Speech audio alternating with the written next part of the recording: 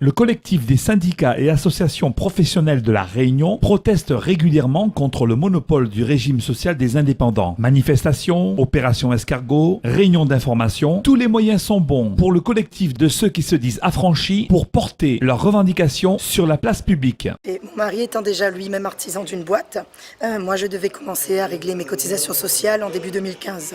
Et face au montant que je devais payer, qui s'élevait à plus de 7 000 € juste pour moi, j'ai décidé de prendre mes renseignements. Donc comme je le dis souvent, Google est mon ami, et de fil en aiguille, je me suis renseignée et j'ai découvert que depuis 1992, les directives européennes nous permettaient de nous assurer légalement et librement dans l'espace économique européen. Ça voulait juste dire qu'au lieu de cotiser au RSI ou à l'URSSAF, qui sont des organismes, des entreprises privées, j'avais la possibilité de m'assurer ailleurs qu'en France. C'est ce que j'ai fait et je suis allée vers une assurance privée anglaise qui me coûte moitié prix de ce que je payais aux organismes de sécurité sociale français. Concernant la retraite, il faut savoir que j'ai 1 an pour décider de comment je vais me la constituer.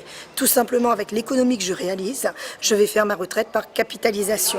Donc nous avons des assurances retraite privées qui sont disponibles aussi sur le territoire européen. Donc il y en a au Luxembourg, certes avec un droit d'entrée, mais à la fin, je choisirai dans quelle société, dans quelle assurance je vais capitaliser, parce que c'est de la capitalisation. Je ne cotiserai plus à fond perdu avec une incertitude lorsque j'aurai 60-65 ans de savoir combien je vais avoir. Ou est-ce que ce système social existera encore? C'est Estelle qui m'en a parlé.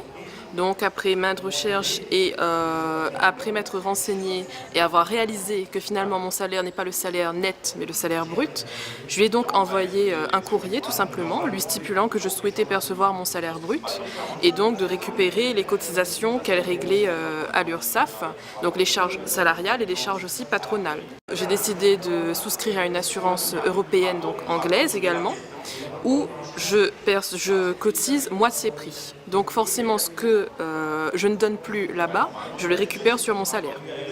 Et ce qui est bien aussi, c'est que cette cotisation, non pas comme en France, est calculée sur le salaire, elle est calculée au niveau de votre âge et de votre état de santé. Donc ce que je cotise maintenant, je le cotiserai à vie, tant que je serai dans le système d'assurance privée. Par exemple, si vous devez de l'argent derrière, on est obligé de mettre un